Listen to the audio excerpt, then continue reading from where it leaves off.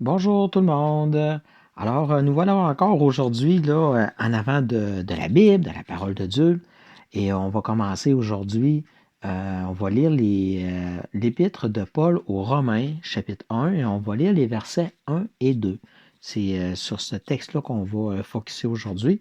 Puis, on va commencer par, en fait, je vais vous expliquer c'est quoi une épître. C'est une lettre.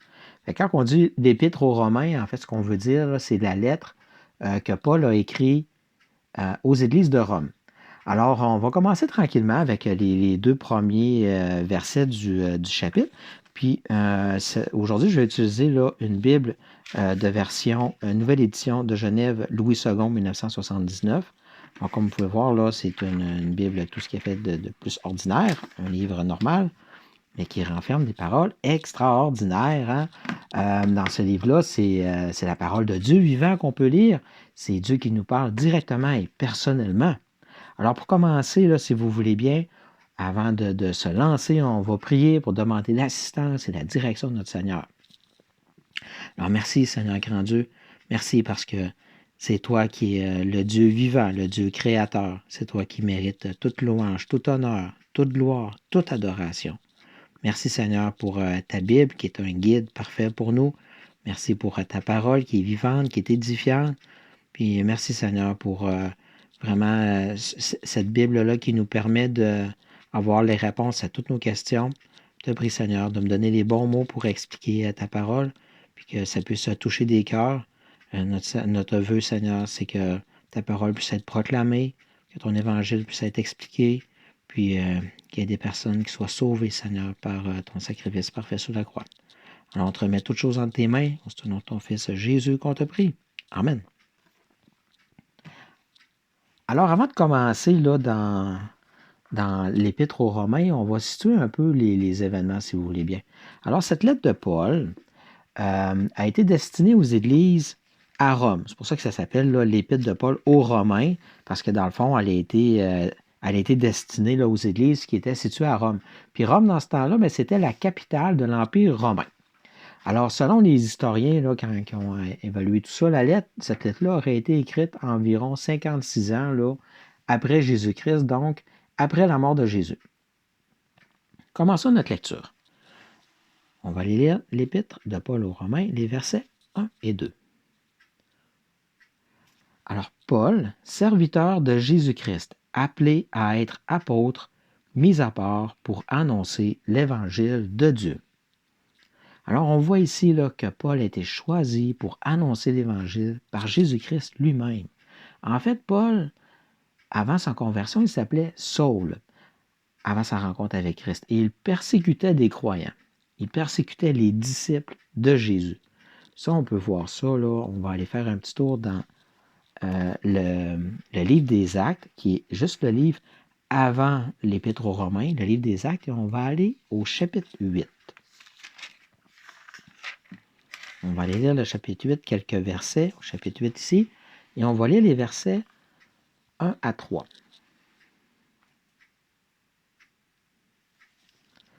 Alors, Saul, qui s'appelle Paul aussi, là, avait approuvé le meurtre d'Étienne. Il y eut ce jour-là une grande persécution contre l'Église de Jérusalem, et tous, excepté les apôtres, se dispersèrent dans les contrées de la Judée et de la Samarie. Des hommes pieux ensevelirent Étienne et le pleurèrent à grand bruit. Saul, de son côté, ravageait l'Église, pénétrant dans les maisons, et il en arrachait hommes et femmes et les faisait jeter en prison. Alors, on voit ici là, que Saul ou Paul, disons, là, c'est la même personne, ravageait les églises. Il donnait son accord au meurtre des croyants. Saul, là, ben, on peut dire, il part de loin. Hein? Si vous pensez là, avoir fait trop de bêtises dans votre vie pour être sauvé par le sacrifice de Jésus, ben, comparez-vous avec Paul. Hein? Il mettait à mort les disciples de Jésus. Mais un jour, il a rencontré son Sauveur. Allons lire le chapitre plus loin dans le livre des Actes. On va aller au chapitre 9 et on va lire les versets 3 à 6. On va se descendre un peu de 3 à 6, oui, ici. Comme il était en chemin et qu'il approchait de Damas, tout à coup, une lumière, comme il était en chemin, là, on parle de Paul ici, là, et qu'il approchait de Damas, tout à coup, une lumière venant du ciel resplendit autour de lui. Il tomba par terre et il entendit une voix qui lui disait, Saul, Saul, pourquoi me persécutes-tu? Il répondit, Qui es-tu, Seigneur? Et le Seigneur dit, Je suis Jésus que tu persécutes. Il te serait dur de regimber contre les aiguillons. Tremblant et saisi d'effroi, il dit, Seigneur, que veux-tu que je fasse?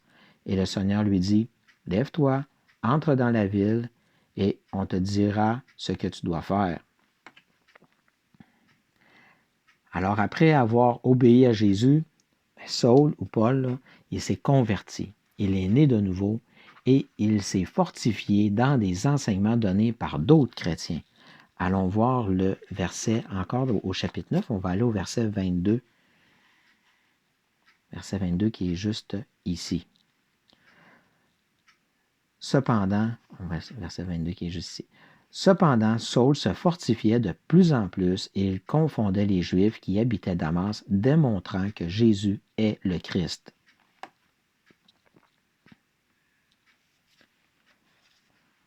Alors, tout qu'un revirement de situation, hein?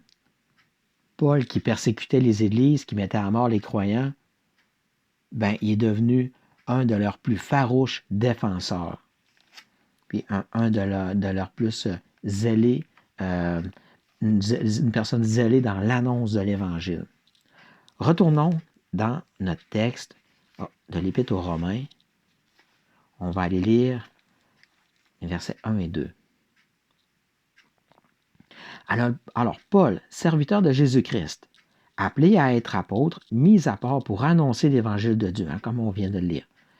Évangile qui avait été promis auparavant de la part de Dieu par ses prophètes dans les Saintes Écritures. Alors, on voit ici là, que l'Évangile, là, elle avait été promis auparavant de la part de Dieu par ses prophètes dans les Saintes Écritures. Et là, on nous renvoie là, dans les prophètes de l'Ancien Testament.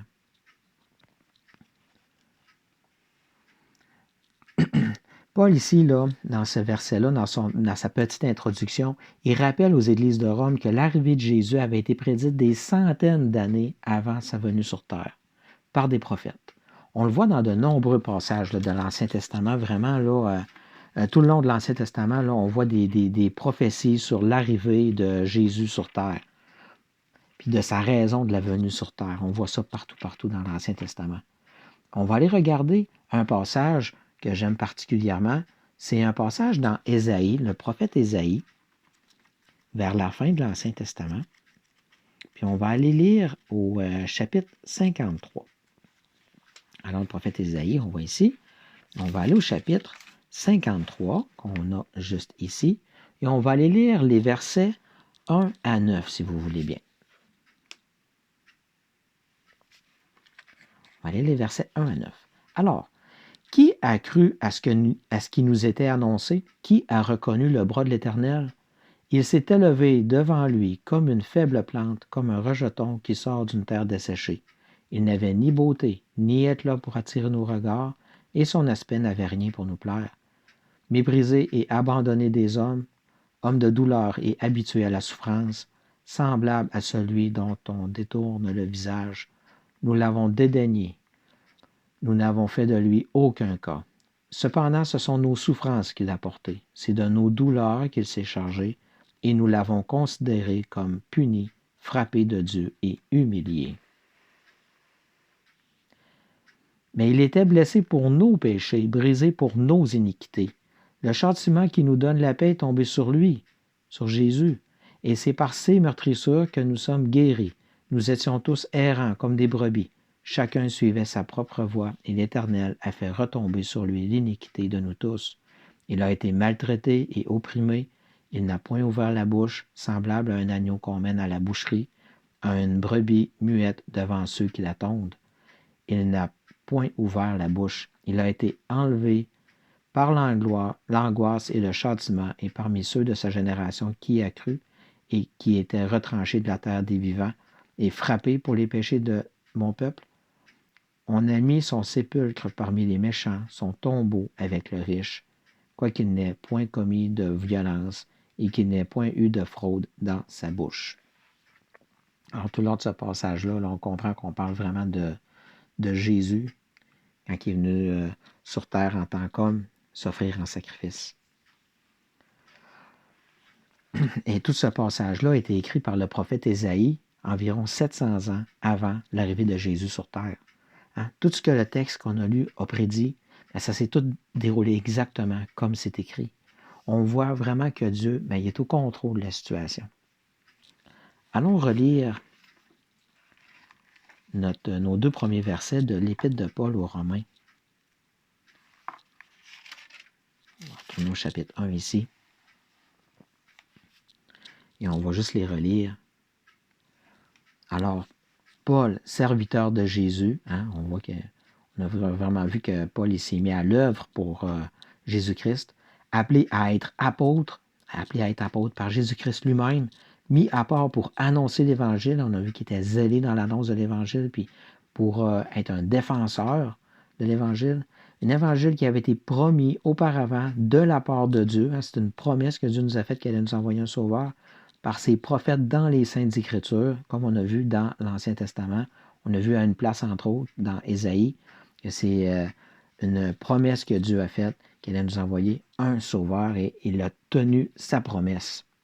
Alors, on voit là ces 2 petits versets, mais 2 versets qui sont chargés d'informations. Et on va arrêter ici pour aujourd'hui. Hein, le temps file. Comme on l'a vu, hein, Paul a été choisi par Jésus-Christ lui-même pour annoncer l'Évangile, le plan de Dieu, le même plan qui avait été annoncé des centaines d'années auparavant par des prophètes de l'Ancien Testament. Le souhait de Jésus depuis le commencement, le souhait de Paul lorsqu'il annonçait l'Évangile dans son temps, puis mon souhait aujourd'hui, c'est que si quelqu'un écoute cette vidéo et qu'il n'a pas encore accepté Jésus comme son Sauveur et Seigneur, eh bien, c'est que cette personne-là le fasse aujourd'hui même. Ne pas croire en Jésus, c'est refuser la grâce du Père, c'est refuser le don gratuit du salut, c'est refuser la vie éternelle avec lui.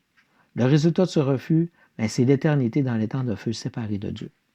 C'est pas ce qu'on souhaite. La Bible ici, là, que je tiens dans mes mains, c'est Dieu qui nous parle.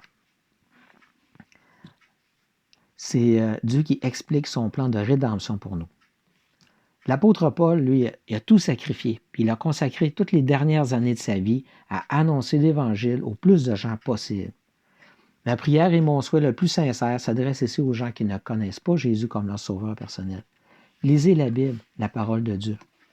Ici, reconnaissez votre état de pécheur perdu. Croyez que le sacrifice parfait de Jésus sur la croix, c'est le paiement pour vos péchés, et acceptez la grâce non méritée que Dieu vous fait. Bon, c'est tout pour aujourd'hui. Alors, à ceux qui ne connaissent pas Jésus, je le répète, lisez la Bible. Et à ceux qui le connaissent, comme votre sauveur personnel, persistez dans votre lecture de la Bible et fortifiez-vous dans sa parole. Je vous souhaite une belle fin de journée à tous et que Dieu vous bénisse.